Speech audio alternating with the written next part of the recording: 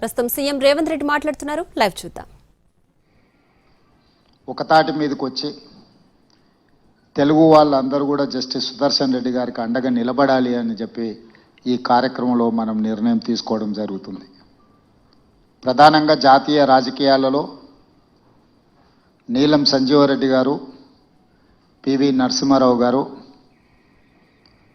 NT Ramarao గారు, జైపాల్ రెడ్డి గారు, వెంకయ్య నాయుడు గారు వివిధ సందర్భాలలో వివిధ హోదాలలో జాతీయ రాజకీయాలలో క్రియాశీలక పాత్ర పోషించారు. ఈరోజు జాతీయ స్థాయిలో తెలుగు వాళ్ళ మనుగడ ఉనికి ప్రమాదకరంగా మారిన సందర్భంలో ఇండియా కూటమి రాజ్యాంగ నిపుణుడు, న్యాయ కోవిదుడు జస్టిస్ సుదర్శన్ రెడ్డి గారిని పార్టీలకు రాజకీయాలకు అతీతంగా ఉపరాష్ట్రపతి అభ్యర్థిగా ప్రకటించడం జరిగింది. ఇండియా కూటమి యొక్క ఆలోచనను జస్టిస్ సుదర్శన్ రెడ్డి గారు గౌరవించి ఈరోజు ఎన్నికల బరిలో దిగడం జరిగింది. వారు ఎన్నికల బరిలోకి రావడంతో ఎన్డీఏ కూటమికి జాతీయ స్థాయిలో ఒక బలమైన ఛాలెంజ్ను విసరగలిగినాం. ఈరోజు ఎన్నికలు జరుగుతున్నది.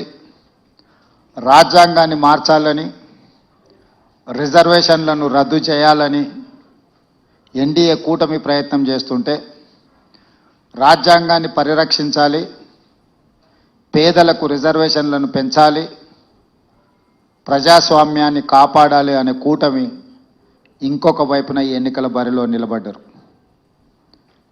మొన్న ఉపరాష్ట్రపతి గారి రాజీనామా అందరికీ ఆశ్చర్యకరం. వారి రాజీనామాకు గల ఒత్తిడి, కేంద్ర ప్రభుత్వం యొక్క వైఖరి దేశ ప్రజలందరూ గమనిస్తున్నారు. ఇలాంటి సందర్భంలో ఉపరాష్ట్రపతి ఎన్నికలకు అత్యంత ప్రాధాన్యత ఏర్పడ్డది. ఈరోజు జరుగుతున్న ఎన్నికల్లో ఒకే ఒక ఎజెండా, రాజ్యాంగాన్ని మార్చి రిజర్వేషన్లను రద్దు చేయాలనే ఎజెండాతో ఎన్డీఏ అభ్యర్థిని ముందులు పెడితే, రాజ్యాంగాన్ని పరిరక్షించడమే కాదు రిజర్వేషన్లను పెంచాలి, ప్రజాస్వామ్యాన్ని కాపాడాలి అని చెప్పి ఇండియా కూటమి ఈరోజు జస్టిస్ సుదర్శన్ రెడ్డి గారిని ఈ ఎన్నికల బరిలో దించిండ్రు. కొంతమంది మిత్రులు కొన్ని అంశాలు ప్రస్తావిస్తున్నారు. జస్టిస్ సుదర్శన్ రెడ్డి గారు నక్సలైట్లను, జాతీయ స్థాయి నాయకత్వం మాట్లాడుతుంది, ఇక్కడున్న వాళ్ళు చిన్న చిన్న కారణాలు ఎత్తుకుతున్నారు. నేను ఒకే సూచన చేస్తున్నా, ఎన్నికలు, రాజకీయాలు, వివాదాలు మనం ఎప్పుడైనా మాట్లాడుకోవచ్చు. మన తెలుగువాడు, మనవాడు, రాజ్యాంగ నిపుణుడికి ఒక అవకాశం వచ్చింది. జాతీయ స్థాయిలో మనం ప్రతిష్ట కోల్పోతున్న సందర్భంగా తెలుగు వాళ్ళ యొక్క గౌరవాన్ని, ప్రతిష్టను పెంచే సందర్భంలో జస్టిస్ సుదర్శన్ రెడ్డి గారు అభ్యర్థిగా రావడము, మనందరం ఏకతాటి మీదకి వచ్చి రాజకీయాలను, మన మధ్యలో ఉన్న భిన్న అభిప్రాయాలను పక్కన పెట్టి జస్టిస్ సుదర్శన్ రెడ్డి గారికి అండగా నిలబడాలి అని చెప్పి నేను ఈ వేదిక మీద నుంచి విజ్ఞప్తి చేస్తున్నాను. ప్రధానంగా చంద్రబాబు నాయుడు గారు, పవన్ కళ్యాణ్ గారు, వైఎస్ జగన్మోహన్ రెడ్డి గారు, చంద్రశేఖరరావు గారు, అసదుద్దీన్ ఓవైసీ గారు, వీళ్ళందరికీ పార్టీ నాయకులకు విజ్ఞప్తి చేయడమే కాకుండా 42 మంది లోక్సభ సభ్యులు, 18 మంది రాజ్యసభ సభ్యులకు కూడా వ్యక్తిగతంగా నేను విజ్ఞప్తి చేస్తున్నా, మీరందరూ ఆత్మ ప్రబోధానుసారము ఓటేయండి. ఈ దేశంలో హిందీ భాషను అత్యధిక జనాభా మాట్లాడితే ద్వితీయ స్థానంలో తెలుగు భాష ఉన్నది. జాతీయ స్థాయిలో తెలుగు భాష 2వ స్థానంలో ఉన్నప్పుడు జాతీయ రాజకీయాలలో తెలుగు వాళ్ళ యొక్క ప్రాధాన్యత కూడా పెరగాలి. దానికి జస్టిస్ సుదర్శన్ రెడ్డి గారు ఉపరాష్ట్రపతిగా ఎన్నికైతే మన ప్రతిష్ట, మన గౌరవము ఢిల్లీ స్థాయిలో పెరుగుతుంది. కాబట్టి రాజకీయాలకు అతీతంగా ఇప్పుడు దేశంలో జరుగుతున్న పరిణామాలు, ఒకవైపు 18 సంవత్సరాల యువకులకే ఓటు హక్కు ఇచ్చిన రాజీవ్ గాంధీ ఆలోచన విధానం ఒకవైపు ఉంటే, అసలు మాకు వ్యతిరేకంగా ఓట్లు వేస్తారంటే ఆ ఓట్ల చోరీకి పాల్పడతామని ఓట్ చోరీ కార్యక్రమంతో ఎన్నికల్లో నెగ్గాలని ఇంకొక వైపు నుంచి ప్రయత్నం చేస్తున్నారు. ఇట్లాంటి కీలకమైన సందర్భంలో ఉపరాష్ట్రపతిగా పెద్దల సభను నడిపించే బాధ్యత అక్కడ కుర్చీలో కూర్చున్న వాళ్ళ మీద ఉంటుంది. ఈరోజు ఓటును కాపాడాలన్నా, ప్రజాస్వామ్యం పరిరక్షించబడాలి అని అంటే ఆ కుర్చీలో గౌరవప్రదమైన వ్యక్తులు డాక్టర్ బాబాసాహెబ్ అంబేద్కర్ గారి పట్ల సంపూర్ణమైన విశ్వాసం ఉన్న వాళ్ళు ఆ కుర్చీలో ఉంటే ఈరోజు పేద ప్రజలకి దేశంలో న్యాయం జరుగుతుంది. అందుకు 100% జస్టిస్ సుదర్శన్ రెడ్డి గారు సరైన వ్యక్తి. వారికి ఉన్న విశేషమైన అనుభవం, సుదీర్ఘంగా నాకు తెలిసి 53 సంవత్సరాలు వారు ఈ రాజ్యాంగం పట్ల, న్యాయం పట్ల న్యాయవాదిగా, జస్టిస్గా, లోకాయుక్త చైర్మన్గా వివిధ హోదాలలో వారు ఎక్కడున్నా కూడా రాజ్యాంగం యొక్క స్ఫూర్తిని తప్పకుండా వారు పనిచేసినారు. ఈరోజు వారిని గెలిపించాల్సిందిగా మీ అందరికీ ఈ వేదిక మీద నుంచి, ముఖ్యంగా తెలుగు రాష్ట్రాలలో ఉన్న రాజకీయ పార్టీల అధ్యక్షులకు, పార్టీలకు, పార్లమెంట్ సభ్యులకు నేను ప్రత్యేకంగా విజ్ఞప్తి చేస్తున్నా. आज पत्रकार मित्रों, तेलंगाना हैदराबाद शहर में जस्टिस सुदर्शन रेड्डी को बधाई देने के लिए बहुत सारे लोग यहां पर हाजिर हुए. सीपीआई, सीपीएम, मेरे साथी मंत्री लोग, एमपी, एमएलसी, एमएलए और तेलुगु परिवार सब इधर हाजिर हुए. जस्टिस सुदर्शन रेड्डी उपराष्ट्रपति चुनाव में जो लड़ रहा है, हम सब लोग उनके मदद देने के लिए इधर हाजिर हुए.